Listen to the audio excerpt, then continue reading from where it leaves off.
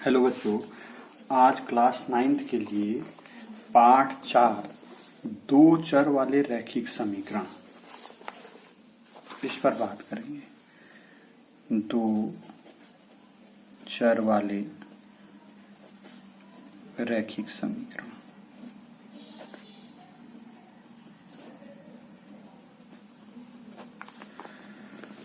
सबसे पहले हम बात करते हैं कि चर क्या चीज है। चर जिसका मान हमको पता नहीं है, यानी उसका पता लगाना है, उसको हम चर कहते हैं। जैसे मान लीजिए हमसे कह दिया जाए कि दो संख्याओं का योग 8 है, तो हमने x धन y बराबर 8 ले लिया। तो ये दोनों चर है, x और y ये दोनों चर है। 8 जो है ये अचर हो गया, क्योंकि ये तो पता है हमको x कितना है y कितना है ये पता नहीं है। जैसे x 7 भी हो सकता है, y 1 भी हो सकता है, या x 2 भी हो सकता है, y 6 भी हो सकता है। तो चर वे राशियां हैं जिनका संख्यात्मक मान नहीं है, यानी उनको हमने मान लिया है खाली। जैसे x मान लिया, a मान लिया, b मान लिया, c मान लिया, या y मान लिया, z मान लिया, ये जो है इनको हम चर कहते हैं। अचर वो हैं जिनका संख्यात्मक मान फिक्स है। जैसे मान लीजिए हमने अचर की परिभाषा लिखनी है, तो हम लिखेंगे जिनका संख्यात्मक मान होता है उन्हें अचर कहते हैं। जिनका संख्यात्मक मान निश्चित है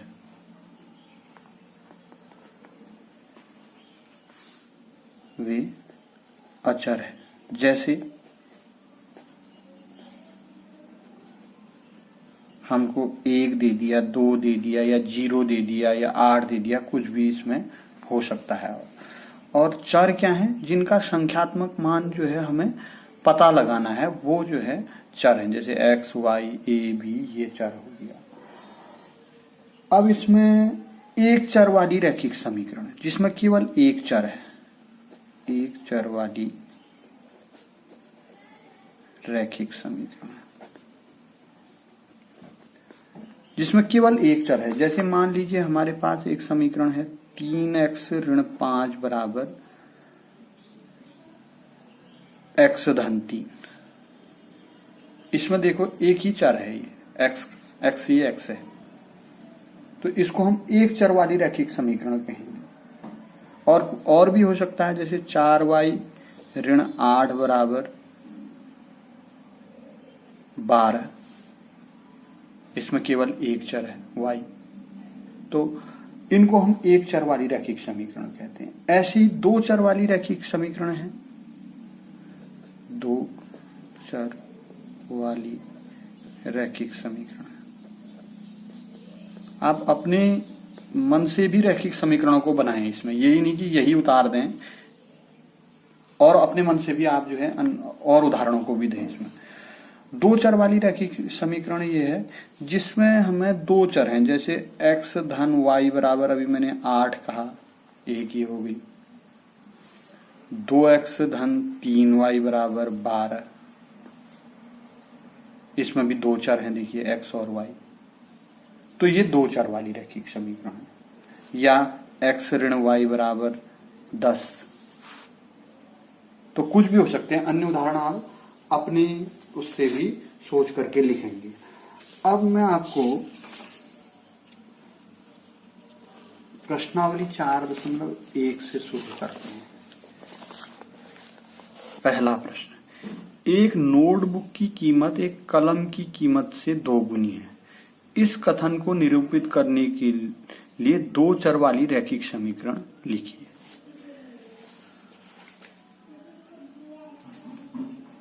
एक्सरसाइज 4.1 का पहला क्वेश्चन, एक नोटबुक की कीमत कलम की कीमत की दोगुनी है। तो मान लेते हैं हम, माना नोटबुक की कीमत x रुपया, माना नोटबुक की कीमत x रुपया और एक कलम की कीमत, एक नोटबुक की कीमत, यहां पर एक लिख देंगे, एक नोटबुक की कीमत x रुपया और एक कलम की कीमत y रुपया है। तो अब हमारे पास प्रश्न के अनुसार ये है, नोटबुक की कीमत बराबर 2 गुणा कलम की कीमत।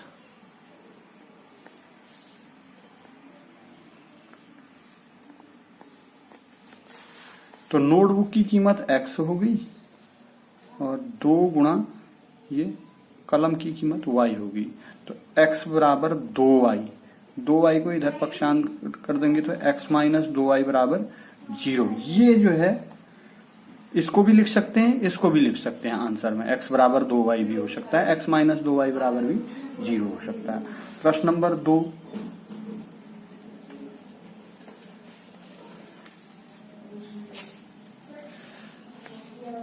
निम्नलिखित रैखिक समीकरणों को ax plus by plus c के रूप में व्यक्त कीजिए और प्रत्येक स्थिति में a b c के मान बताइए।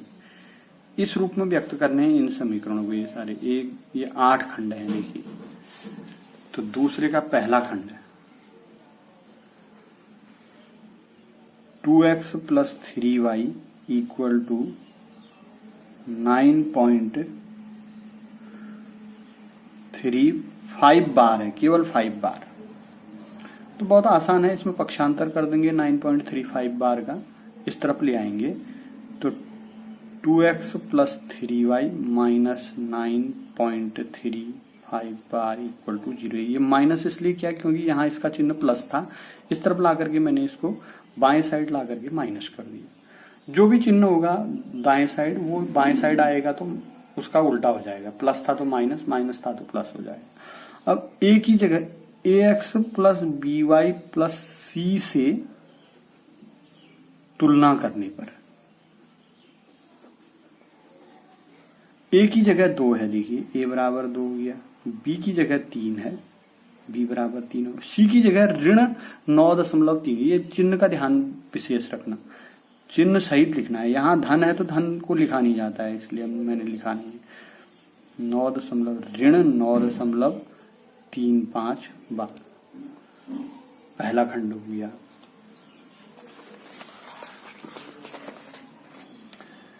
दूसरा खंड है x ऋण y बट्टे 5 ऋण 10 बराबर 0। अब ये पहले से ही ax plus by plus c के रूप में है, इसकी तुलना सीधे कर देंगे। ax plus by plus c बराबर 0 से तुलना करने पर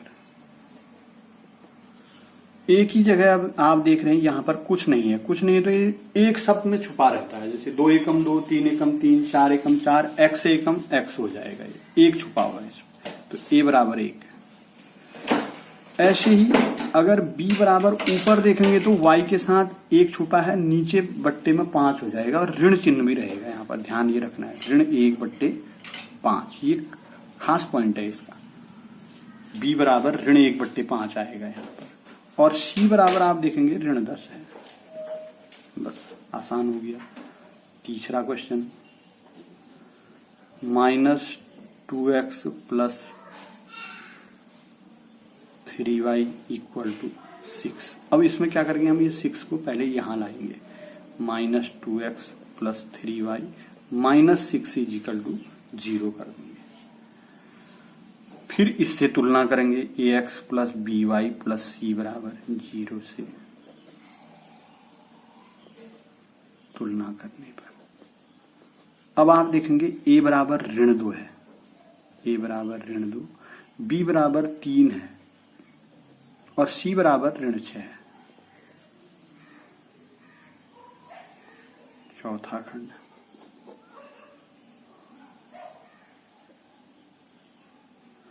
x बराबर 3y, 3y को पहले पक्षांतर कर दीजिए, x ऋण 3y बराबर इस तरफ 0 होगा। अब ax plus by plus c बराबर 0 से तुलना कर ली।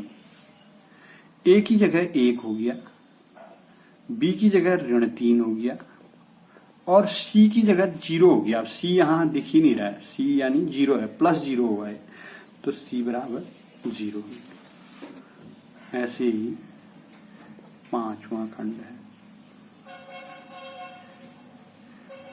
2x is equal to minus 5y। इसको इस तरफ ले आओ, 2x plus 5y equal to 0।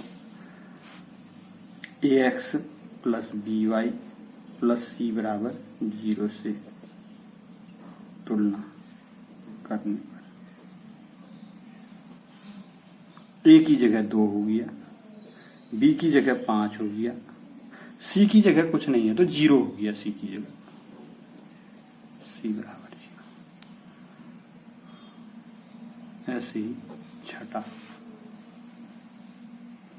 3x धन 2 बराबर 0, ax plus by plus c बराबर 0 से तुलना करने पर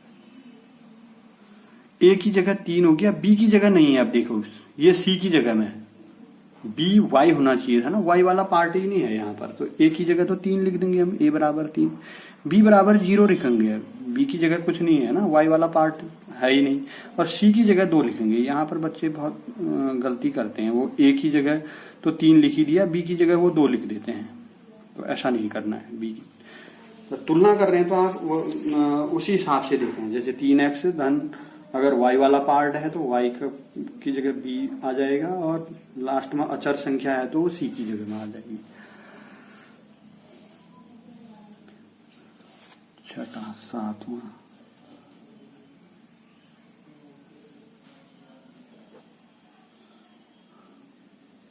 y ऋण 2 बराबर 0। अब इसकी तुलना अगर मैं ax plus by plus c बराबर 0 से तुलना करेंगे तो बहुत इंटरेस्टिंग बन रहा है। देखिए करने पर a की जगह अब कुछ नहीं आएगा क्योंकि x वाला पार्ट ऊपर में है ही नहीं, देखिए आप, तो a बराबर 0 हो गया। फिर b की जगह 1 हो गया, देखो b y है ना, y में y एकम y, b की जगह 1 हो गया, और c की जगह ऋण 2 हो गया।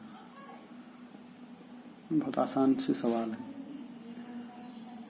आठवां, 5 बराबर 2x, ये दे रखा है, इसको इधर पक्षांतर कर देंगे तो इस तरफ 0 हो जाएगा, 2x ऋण 5 बराबर 0 ऐसा लिख सकते हैं।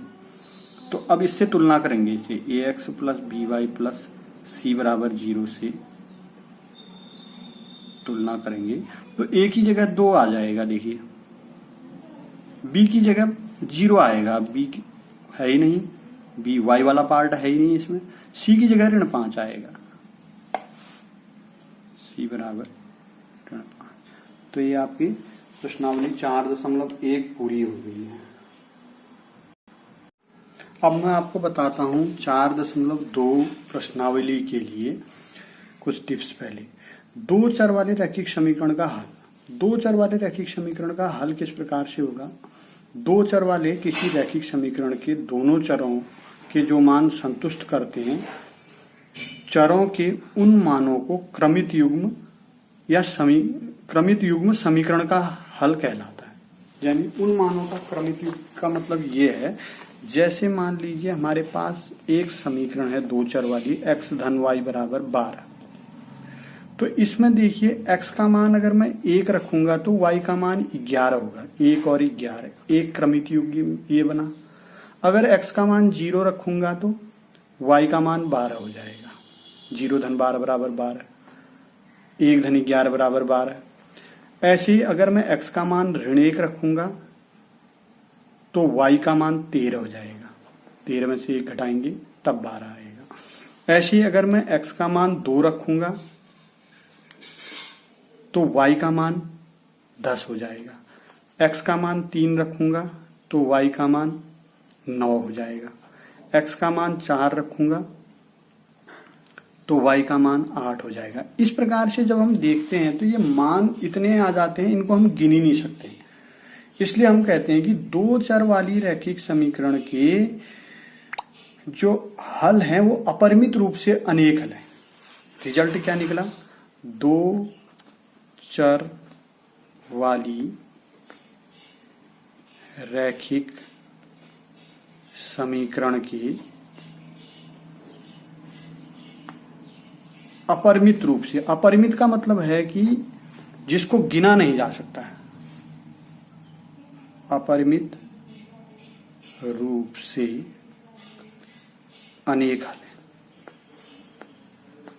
ये सारे हल x धन y बराबर 12 के लिए चल रहे हैं। अभी आप अपनी अलग समीकरण बनाएंगे तो उसके भी अलग हल हो सकते हैं। जैसे यहाँ पर ऋण के मानों को अगर मैं ऋण 2 रखूं, ऋण 3 रखूं तो ये मान आपके बदलते जाएंगे यहाँ पर। ऐसे ही अगर यहाँ से मैं x के मान को बढ़ाते जाऊं, 4 के बाद 5, 5 के बाद 6, 6 के बाद 7 और आगे को भी अगर हम चलते जाएं तो y के मान भी बदलते जाएंगे। तो ये जो है अब खत्म ही नहीं होगा। तो इसलिए दो चर वाली रैखिक समीकरण के अपरिमित रूप से अनेक हल होते हैं। अब आ जाते हैं हम प्रश्नावली 4.2 में। देखिए, निम्नलिखित विकल्पों में से कौन सा विकल्प सत्य है और क्यों? y बराबर 3x धन 5, ये दो चर वाली रैखिक समीकरण है। अद्वितीय हल है। अद्वितीय हल का मतलब केवल एक हल है, केवल दो हल है, अपरिमित रूप से अनेक हल है। अभी मैंने आपको बताया था कि दो चर वाली रैखिक समीकरण ये x और y में जो दी गई है इसके अपरिमित रूप से अनेक हल होते हैं। तो तीसरा वाला इसमें खंड सही हुआ, तो विकल्प तीसरा सत्य है। अब निम्नलिखित में से प्रत्येक समीकरण के 4 हल ज्ञात कीजिए, ये हमने देखना है। देखिए, एक्सरसाइज 4.2 का पहला प्रश्न मैंने आपको बता दिया है, दूसरे से मैं करा रहा हूं आपको। पहला है, निम्नलिखित में समीकरणों में से प्रत्येक समीकरण के 4 हल लिखिए। तो पहला है 2x धन y बराबर 7। इसमें अब हमने 4 हल बनाने हैं। तो पहला हमने ले लिया, मान लिया x बराबर 0 है। x बराबर 0 रखिए यहाँ पर। 2 गुणा 0 धन y बराबर 7। 2 गुणा 0 करेंगे तो 0 धन y बराबर 7, यानी y बराबर 7। तो पहला हल हो गया 0,7। पहला हल 0,7 हो गया। अब x बराबर 1 रख लेंगे। 2 गुणा 1 धन y बराबर 7। 2 एकम 2, 2 धन y बराबर 7। इस 2 को पक्षांतर कर दीजिए। y बराबर 7 ऋण 2, यानी y बराबर 5, यानी दूसरा हल हो गया 1, 5। आप अपने मन से भी इन मानों को रख सकते हैं। जैसे आप x बराबर 1 से शुरू कर सकते हैं, x बराबर 2 से 2, 3, 4, 5, 6 ऐसे करके 4 हल निकालने हैं आपने। x बराबर 2 रखेंगे तो 2 गुणा 2 धन y बराबर 7।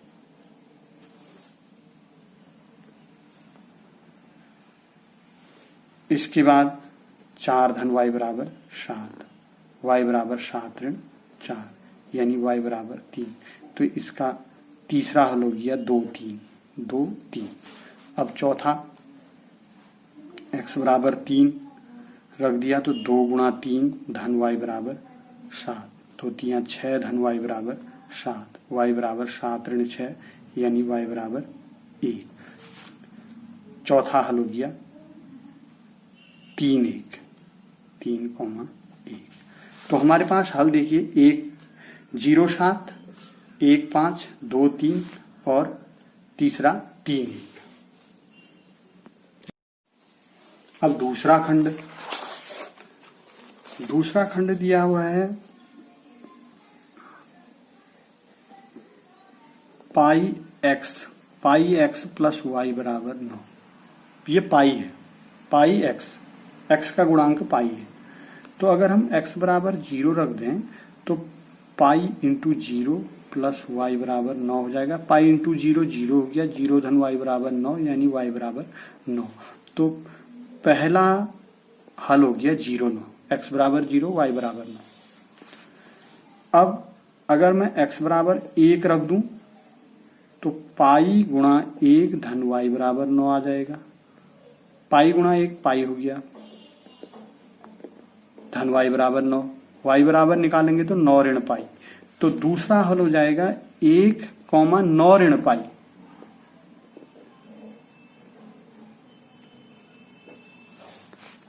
तीसरा x बराबर अगर मैं 2 रख दूं तो पाई गुणा 2 धन y बराबर 9 हो जाएगा। तो 2 पाई धन y बराबर 9 हो जाएगा। y बराबर 9 ऋण 2 पाई हो जाएगा। यानी तीसरा हल हो जाएगा 2 कॉमा 9 ऋण 2 पाई। ये तीसरा हल हो गया। x बराबर अगर मैं 3 रख दूं तो 3 पाई धन y बराबर 9 बन जाएगा। y बराबर 9 ऋण 3 पाई। यानी तीसरा हल हो जाएगा 9 ऋण 3 कॉमा 9 ऋण 3 पाई। और चौथा हल x बराबर 4, ये हो जाएगा 4 पाई धन y बराबर 9, y बराबर 9 ऋण 4 पाई। यानी चौथा हल हो जाएगा 4 कॉमा 9 माइनस 4 पाई।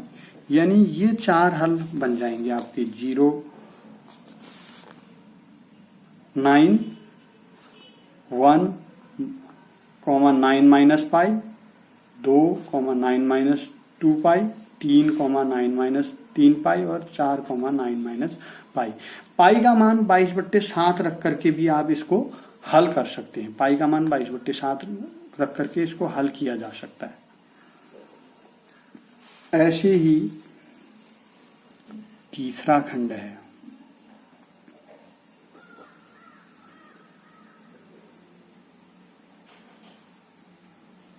x बराबर 4y। आसान हो गया। x बराबर 0 रख दो तो 0 बराबर 4y हो जाएगा। यानी ये देगा हमको y बराबर 0। 4y बराबर 0 तो y बराबर 0/4, y बराबर 0। तो पहला हल हो जाएगा 0 0। x बराबर 0, y बराबर 0। अब x बराबर 1 रखेंगे तो यहां पर 1 रखेंगे, 1 बराबर 4y। यानी ये देगा हमको y बराबर 1/4। यानी दूसरा हल हो जाएगा 1 कॉमा 1/4। अगर x बराबर 2 रख देंगे तो ये 2 बराबर 4y।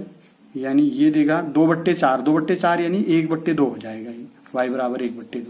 तो यानी तीसरा हल हो गया 2 कॉमा 1/2। अब चौथा हल अगर हम निकालेंगे x बराबर 3 में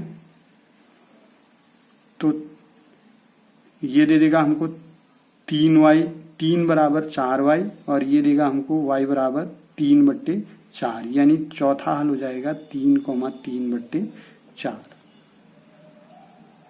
तो पहला हल 0 0, दूसरा 1 1/4, तीसरा 2 1/2 और चौथा 3 3/4। तो 4 हल इस प्रकार से हमने निकाल दिया। आपके अलग अलग हल भी हो सकते हैं। आप अगर इन मानों को अलग बदल देंगे, x के मान बदल देंगे तो y के मान बदल जाएंगे यहाँ, तो फिर हल भी बदल जाएगा। क्योंकि दो चर वाली रैखिक समीकरण के अपरिमित रूप से अनेक हल हो सकते हैं। ये आपकी आंसर शीट से मिल रहा है या नहीं मिल रहा है, इसको हम नहीं कह सकते हैं। आप जो है जैसे बनाना चाहेंगे आंसर वैसे बन जाएगा, लेकिन सही बनाए आंसर को। प्रश्न नंबर 3,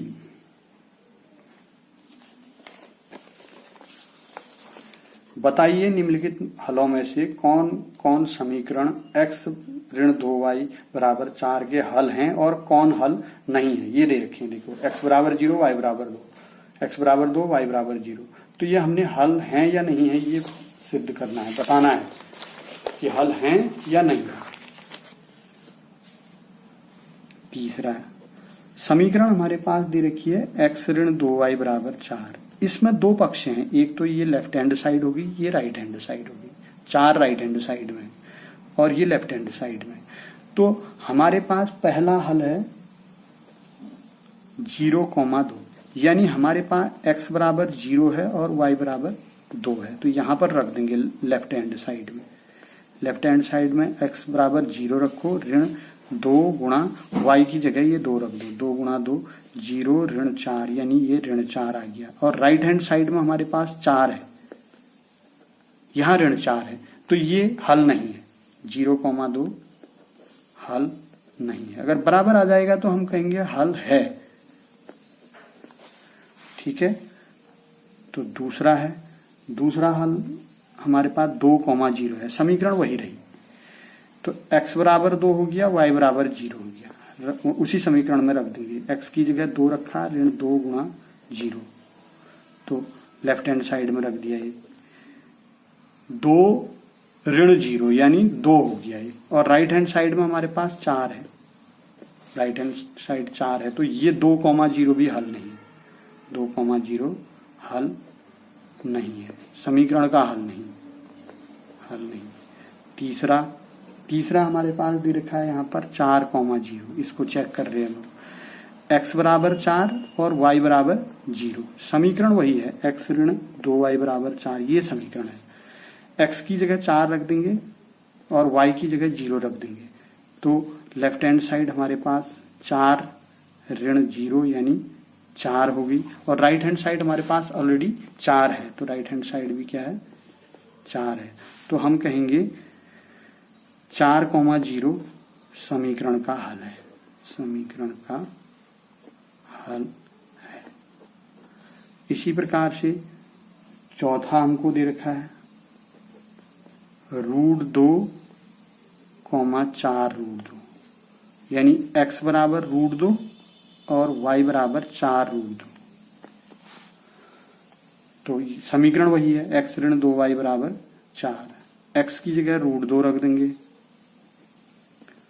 माइनस y की जगह 2 तो पहले से है ही है, y की जगह 4√2 रख देंगे, तो √2 माइनस ये 8√2 हो गया, √2 में से 8√2 घटेगा तो -7√2 आएगा, जबकि हमारे पास राइट हैंड साइड क्या है, राइट हैंड साइड हमारे पास 4 है, तो ये ऋण 7√2 आ रहा है, तो ये बराबर नहीं है, इसलिए ये भी हल नहीं है। वर्गमूल 2, 4 वर्गमूल 2 समीकरण का हल नहीं है। तो इसका अब इसके बाद लास्ट खंड है 1,1, यानी x बराबर 1, y बराबर 1 है, समीकरण वही है, x ऋण 2y बराबर 4, x की जगह 1 रख देंगे, ऋण 2 गुणा 1, लेफ्ट हैंड साइड बनाएंगे पहले, 1 ऋण 2 यानी ऋण 1 आ गया, राइट हैंड साइड क्या है हमारे पास 4 है, तो ये भी हल नहीं है, देखो एक जगह ऋण 1 आ रहा है, एक जगह 4 आ रहा है, तो 1,1 हल नहीं है, 1,1 समीकरण का हल नहीं है।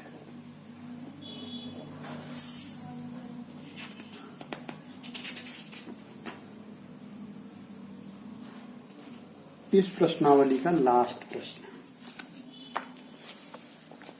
k का मान ज्ञात कीजिए जबकि x बराबर 2, y बराबर 1, 2x धन 3y बराबर k का एक हल हो। चौथा प्रश्न, k का मान ज्ञात करना है, k का मान ज्ञात कीजिए जबकि x बराबर 1, x बराबर 2 और y बराबर 1, समीकरण 2x धन 3y बराबर k का एक हल है। अगर 2x धन 3y बराबर k का हल 2, 1 है, तो x बराबर 2 रख दो और y बराबर 1 रख दो, हल है, तो x बराबर 1, x बराबर 2 और y बराबर 1 समीकरण को संतुष्ट करेगा, समीकरण को संतुष्ट करेगा, यानी 2 गुणा x की जगह 2 रख दिया, धन 3 गुणा y की जगह 1 रख दिया, बराबर k, 2 दूनी 4, 3 एकम 3 बराबर k, यानी k बराबर 4 और 3 जोड़ेंगे तो 7 आ जाएगा, k बराबर 7 हो गया, तो k का मान जो है 7 होगा।